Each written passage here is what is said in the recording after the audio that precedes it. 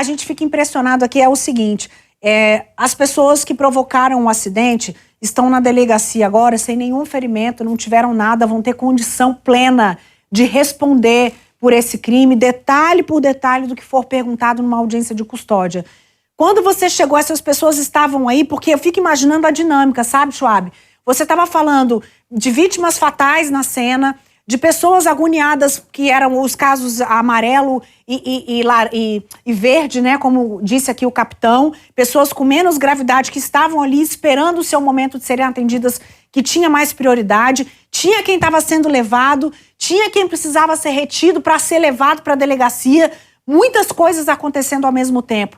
Você chegou a ver os motoristas, as pessoas fardadas com o nome da empresa? Qual foi a situação aí depois do acidente?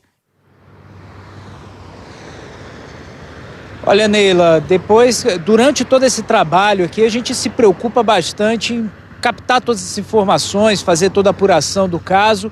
E uma das primeiras coisas que eu me preocupei em saber era como estava o estado de saúde do motorista. E eu fui indicado, inclusive, por algumas dos parentes das vítimas que estavam aqui. Eles me indicaram o local onde estava esse motorista, que conversava com uma guarnição da Polícia Militar, conversava com uma equipe da PMDF.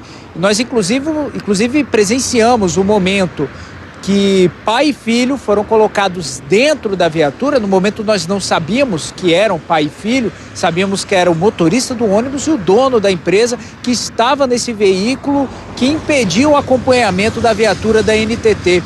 Nós presenciamos o momento que eles foram colocados na viatura da Polícia Militar e levados até a 12ª Delegacia de Polícia aqui em Taguatinga, que é a delegacia responsável por fazer o plantão das ocorrências aqui da área.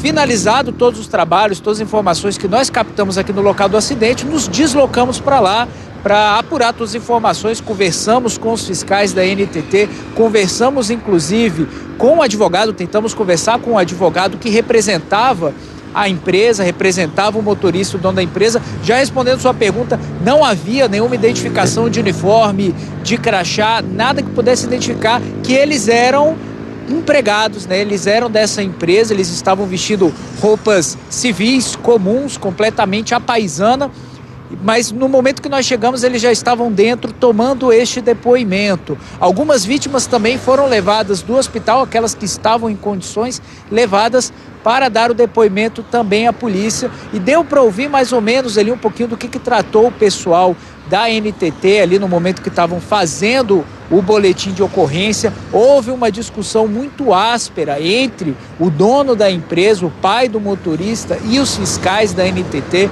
inclusive quase chegou-se a uma agressão, quase chegou às vias de fato, tudo isso aqui no local do acidente. Algumas das vítimas, inclusive, relatavam que parecia que eles não se importavam com toda a situação que estava acontecendo, conversando com a Polícia Militar no local do acidente da maneira mais natural possível. Neila. Não, e o que impressiona é o seguinte, por exemplo, essa empresa, apesar de estar trazendo as pessoas do Maranhão, ela é daqui de Brasília, essa empresa funciona em Taguatinga. Por quê? Se o filho estava dirigindo e o pai não estava no carro, ele já estava acompanhando essa história há um bom tempo e conseguiu chegar no ponto onde o filho estava para fazer todo esse impedimento de que a NTT conseguisse chegar até o ponto que era essa garagem.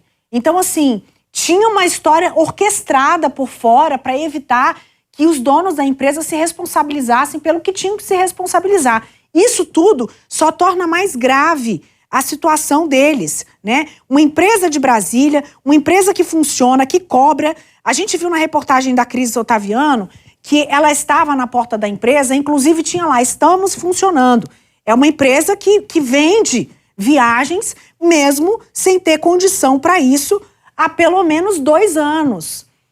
E a gente procurou a empresa, está registrado na reportagem, testamos todos os telefones que estão no muro, a gente faz jornalismo, a gente quer saber todos os lados da história, porque às vezes você pensa o seguinte, o motorista está lá desesperado, ele está lá na cena querendo ajudar as pessoas, ele está preocupado. Não foi isso que o Gustavo viu. Nesse momento teve até briga e discussão. Você imagina os fiscais da NTT fazendo o trabalho de segurança, como disse o delegado, para resguardar as vidas, fazendo todo o protocolo que nem a empresa estava seguindo. Você quer ter uma empresa de transporte? Você pode ter. você pode comprar o ônibus, você pode ter as licenças, você pode fazer do jeito certo. Nem uniformizados os funcionários estavam. Então, qual é o protocolo? Primeiro a vida, depois o dinheiro, depois tudo isso.